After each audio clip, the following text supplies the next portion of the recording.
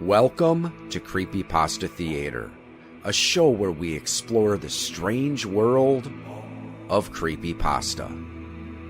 Join us as we hear tales best left untold, travel roads best left unexplored, and see sights best left unseen. 'Tis the season, so they say. Time for toys and cheer and snowmen and eggnog and holiday cheer all around. So sit back and relax as this episode has two tales of Yuletide terror for your enjoyment. These stories can be found on creepypasta.wikia.com and are protected by Creative Commons license.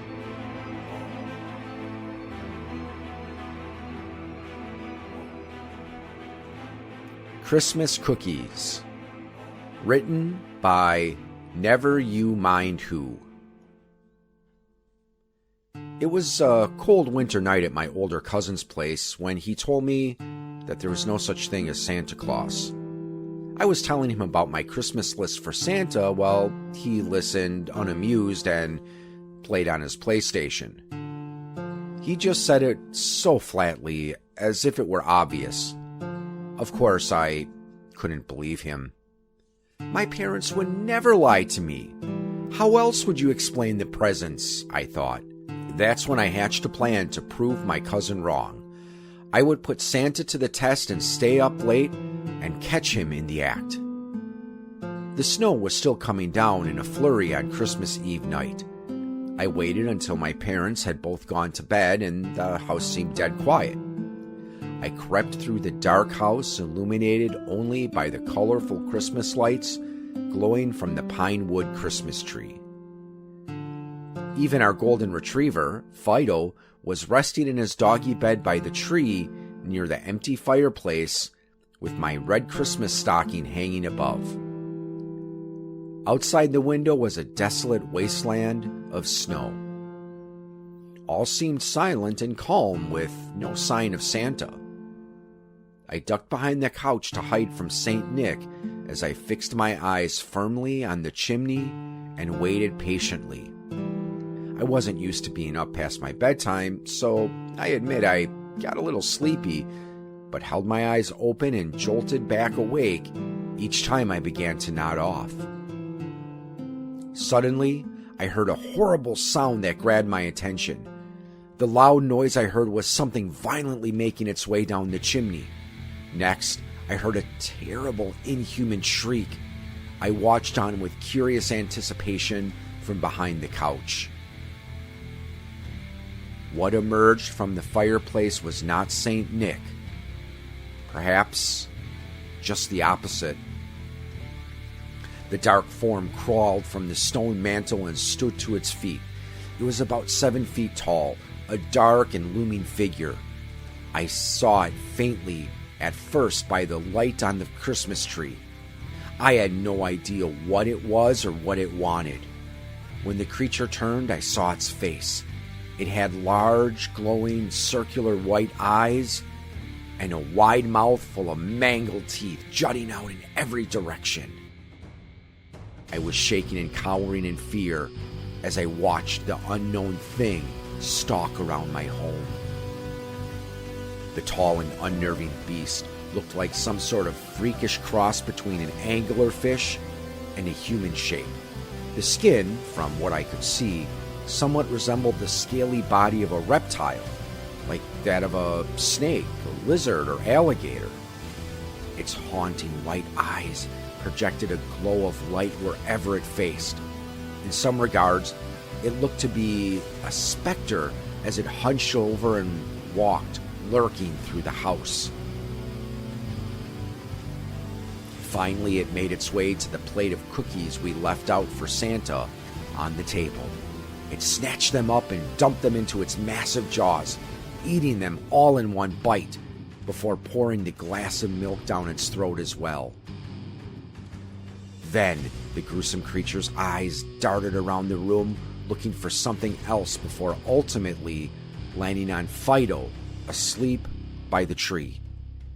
The disturbing beast stared at Fido hungrily before making its way over to the poor defenseless hound. The creature lifted Fido up and emitted a dreadful, spine-chilling shriek as it opened its mouth, slowly unhinged its jaw, and began to consume the dog as he fought and whimpered. Its massive jaws clamped down and started chewing until the dog's noises ceased, and it had swallowed the whole carcass, with blood dripping from its large teeth. At this point, I was in tears as I hid behind the couch, traumatized by what I had seen and in fear for my life, that this monstrous thing would find my hiding spot and that I would be next. In its eyes, there was an unmistakable intelligence and a true dark malevolence I can't quite explain or describe. The shadowy abomination was silent for a moment as it scanned its eyes across the room. Then, with another loud, ear-piercing shriek, it crawled back inside the chimney and made its way upwards. After a few moments, I could hear that it was gone. Soon after, I ran back into my room and locked the door. I waited up until Christmas morning and didn't leave my room again. When my parents called for me, there were now presents all around the tree. My mom and dad were sitting there happily, not knowing what horrors I had witnessed last night. At one point, my mother sheepishly asked me, "You didn't eat the cookies that were made for Santa Claus, did you?" After I denied that it was me, they asked if I had seen Fido because they couldn't find him.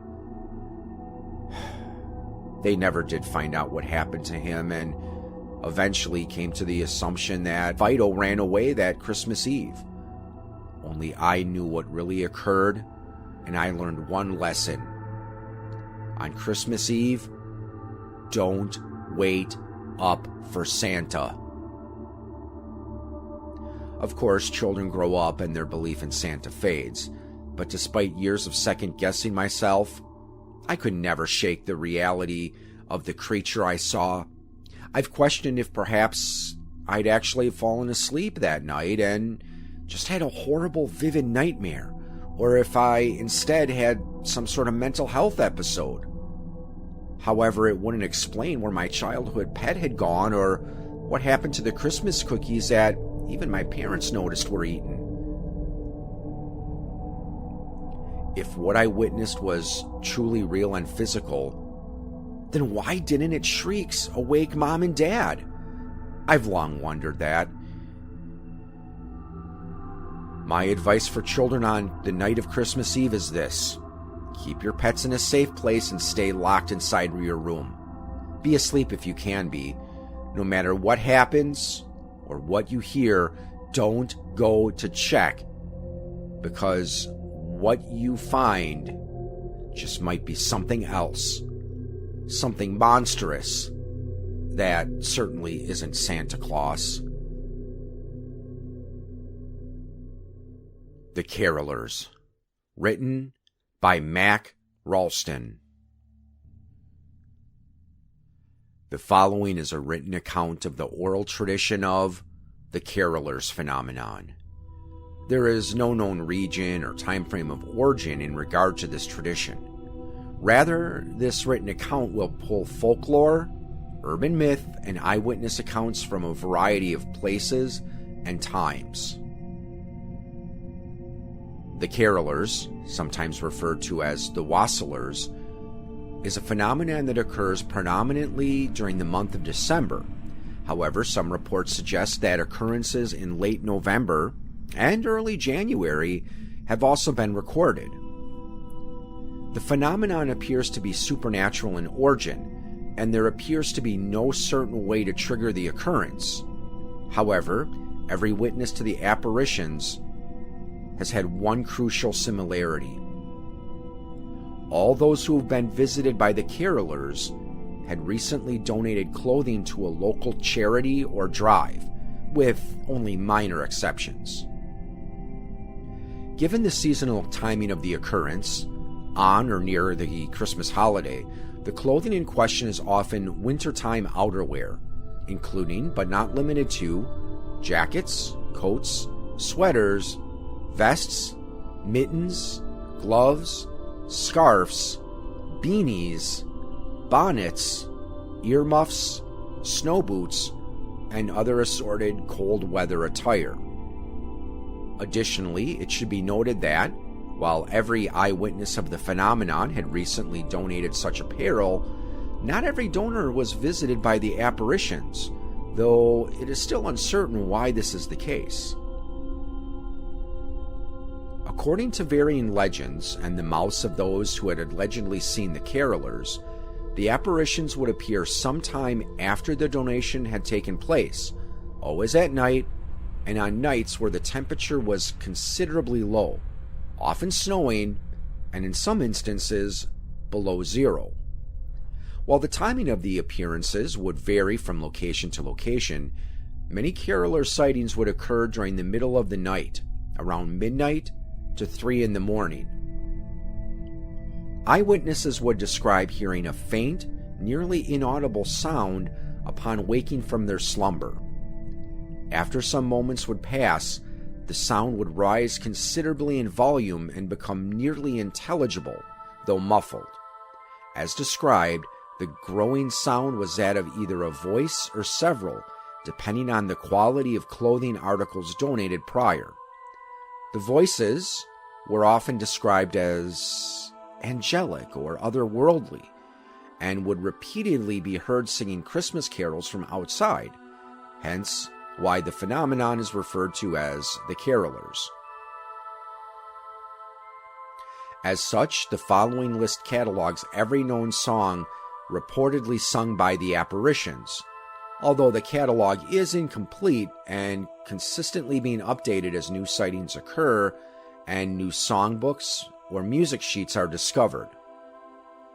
Known songs include Here We Come A-Caroling, Silent Night, Good King Wenceslaw, Adestus Fidelis, It Came Upon a Midnight Clear, God Rest Ye Merry Gentlemen, Angels We Have Heard on High, Coventry Carol, We Three Kings, In the Bleak Midwinter, and The Little Drummer Boy.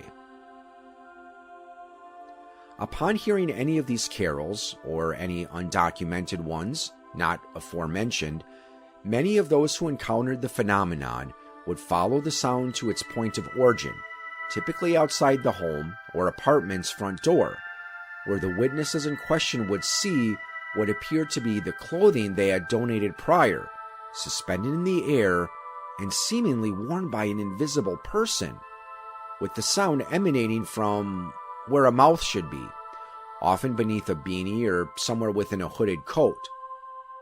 Upon the completion of the carol, these garments would drop to the ground and the phenomenon would end.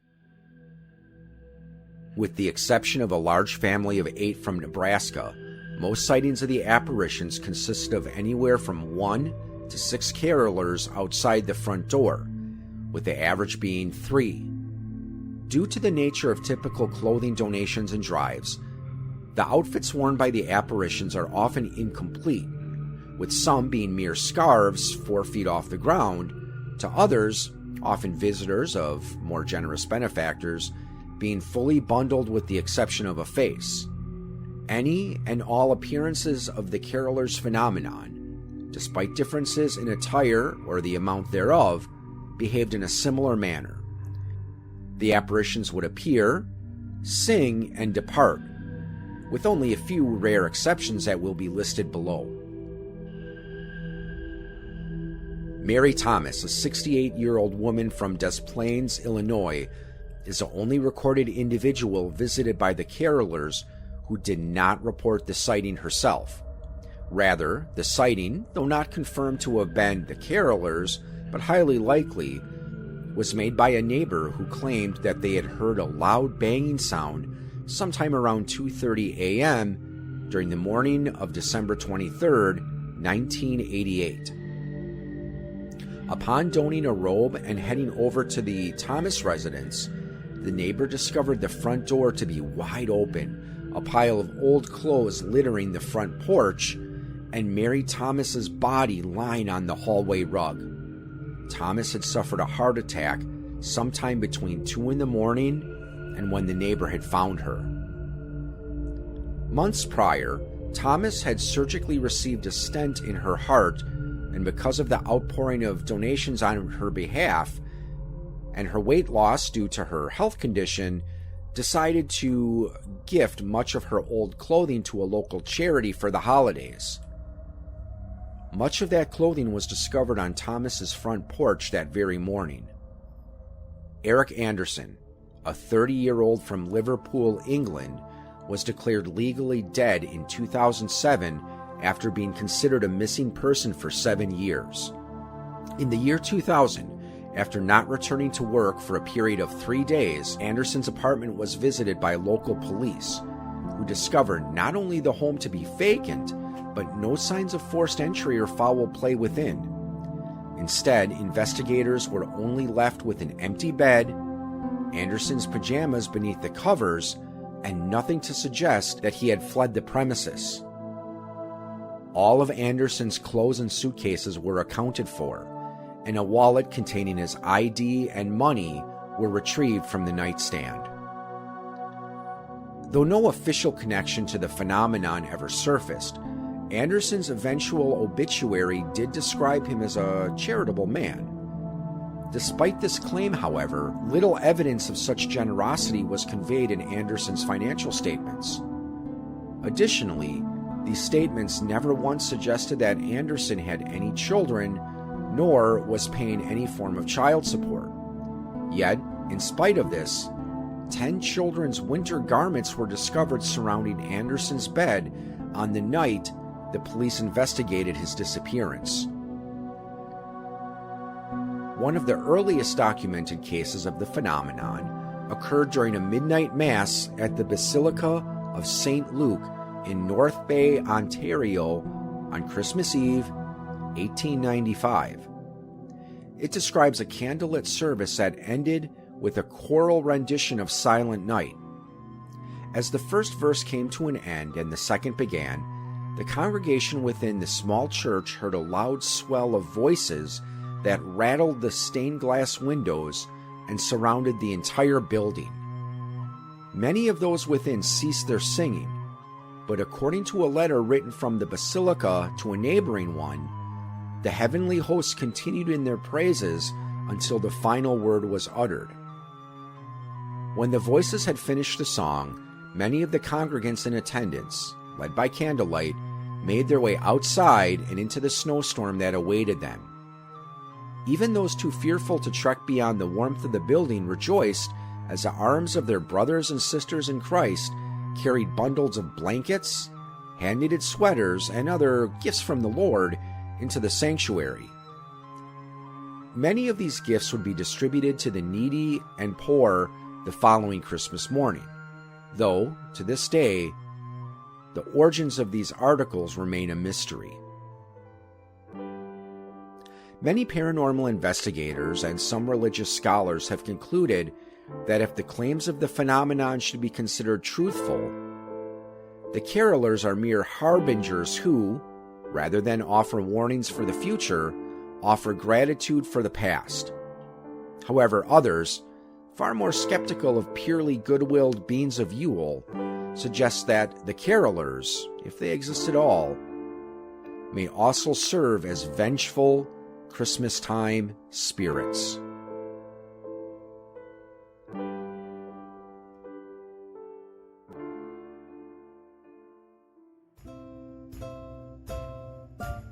You have been listening to a presentation of Point of Insanity Game Studio. Visit us on the web at www.poigamestudio.com. Follow me on most social media sites at POI Game Studio, and check out my music channel on YouTube at Al Seeger Music.